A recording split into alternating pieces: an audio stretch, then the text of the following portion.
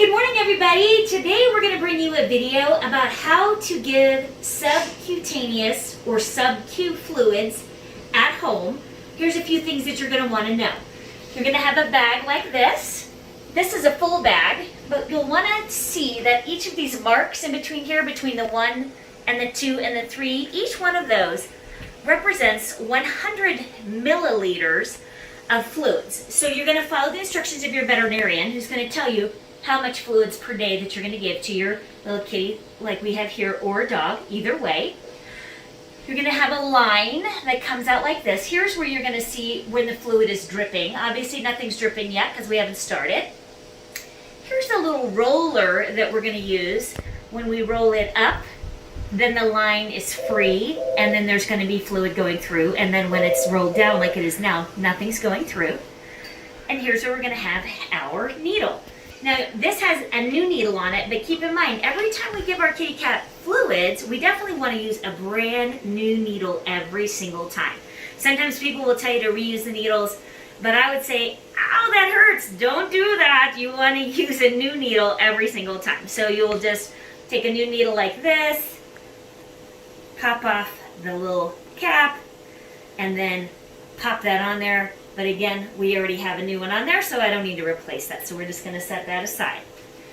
Now, you want to find a nice, comfortable spot where you can do this. A lot of people will do it like on the kitchen island or somewhere like that, where they can then hang this bag up high from a hanger or a coat rack or something, because obviously you're probably not going to have an IV pole like we do. And so you're going to want to hang that up high, because if it's hanging higher, it's going to flow a lot better with gravity. But again, you could use a wire hanger or something and hang it from a kitchen cabinet or something along those lines. Make your kitty nice and comfortable. Another way to help make your kitty comfortable, which we've already done, is you can have a bucket of hot water like we have over here, and you can put this whole bag in the hot water and just warm it up for 2 or 3 minutes until the bag actually feels warm before you go ahead and start to give the fluids. The fluids will be less uncomfortable for your kitty cat if the fluids are warmed up first. Another thing that you can do is, and a lot of folks do this, is they make this about a special treat time.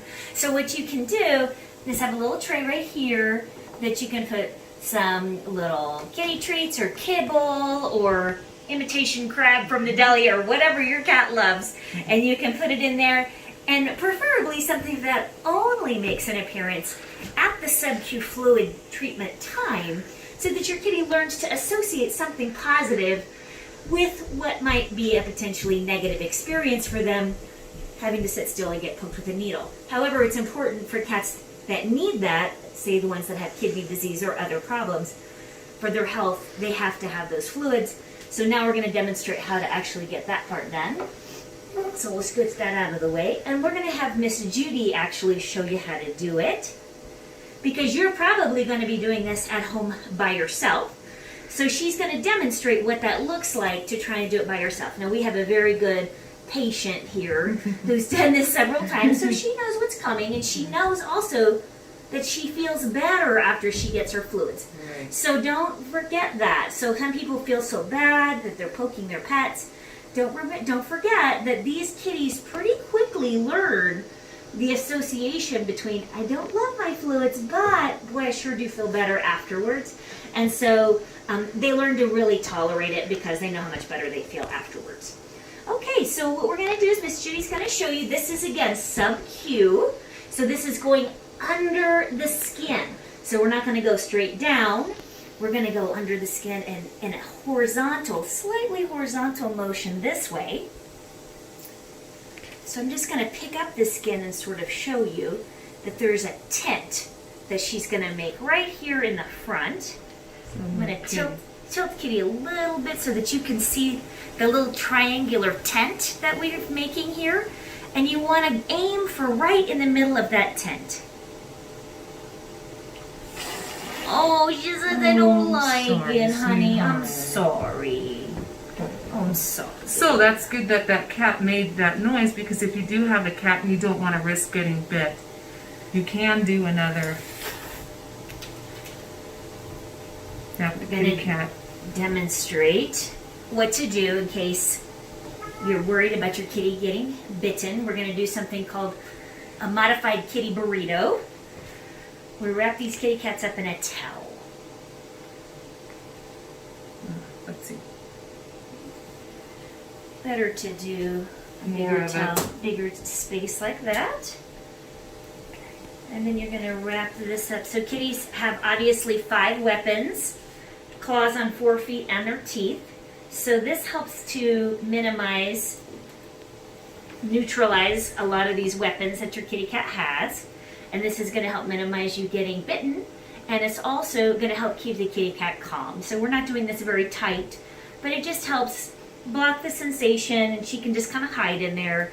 And then let's see if we can accomplish our goal this time with just a little cover up. So same thing, we're just gonna make that little tent. It's okay, Kiki. It's okay. So you always want to speak reassuringly to your kitty. I'm sorry, baby. 3, 2, 1.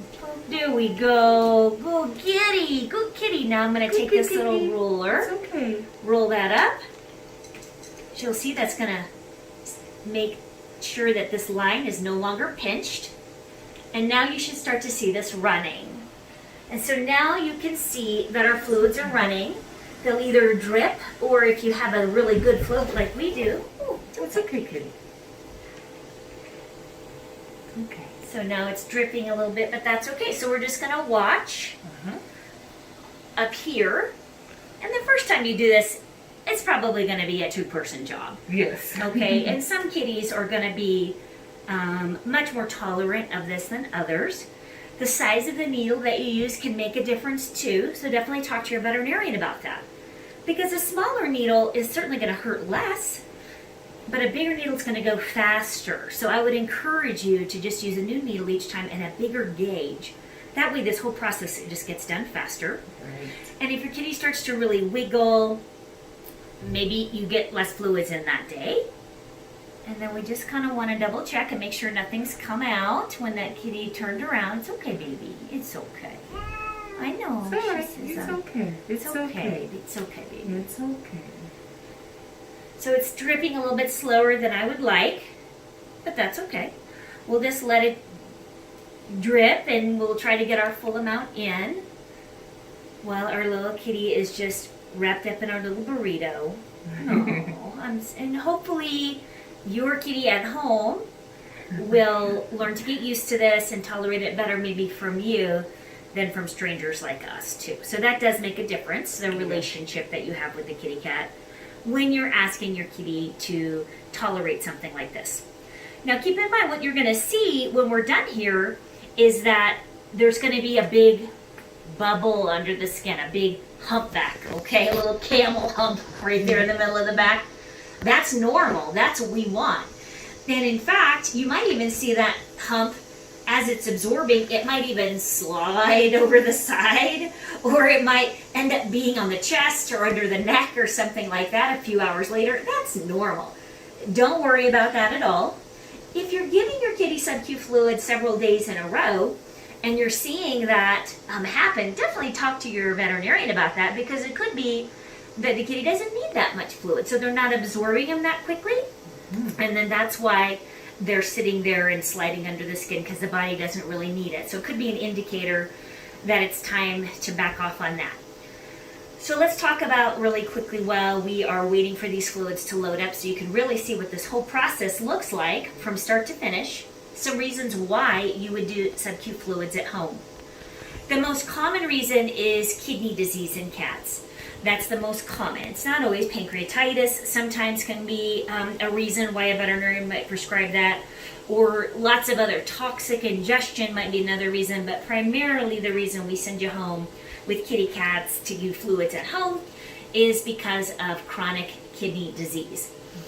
It's unfortunately very common in kitty cats as they get older, and since we don't have dialysis for cats, it's the only way that we can help those kidneys. Kidneys are a filter. They are filtering toxins out of the bloodstream, okay, and they're also responsible for grabbing certain electrolytes and other substances that are really important out of the bloodstream and keeping them in the body. So when the kidneys are not capable of doing it anymore, imagine a filter with that's just not effective anymore, and so it's just letting all kinds of things run through. Okay, and so what happens is these kidneys a lot of times drink a lot of water because they're urinating way more than what they should be, because the kidneys are not able to kind of hold everything together.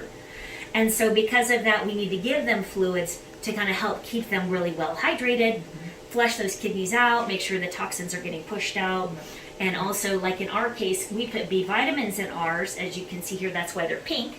You may or may not have pink fluids like that. Yours may be just clear. Okay, so it looks like we've reached our amount. So I'm going to roll this down so that we stop the line. I'm going to have my cap ready. I'm going to go ahead and pull this out very, very, very gently.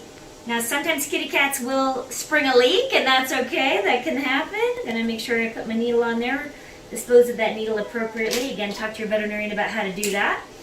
And let's see here if we can appreciate how this kitty just has very fluidy. I don't know if you can really see that. This fluid just kind of underneath the skin there. But that's all you do. That's how you give sub-Q fluids to a kitty cat. So thank you to my helper Judy for helping You're us welcome. demonstrate that today. Yeah. If you have any questions, please say so in the comments down below. And on that note, I'm Dr. Q, and we're here to help you have the most amazing relationship and long-lived pet that you ever thought possible.